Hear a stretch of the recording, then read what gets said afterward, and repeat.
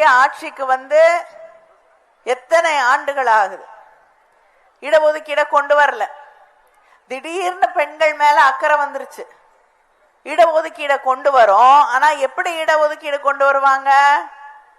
இருக்கக்கூடிய 543ல 33% கொடுங்கன்னு நம்ம சொல்றோம். அவங்க என்ன சொல்றாங்க?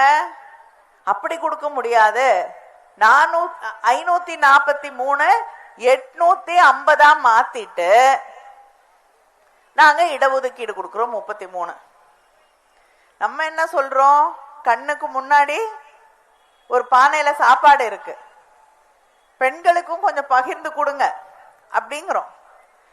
இப்படி இதை கொடுக்க முடியாது, நாங்க பெரிய பானையா வச்சு பொங்கி அதை கொண்டு அதுல கொடுக்கிறோங்கிறாங்க.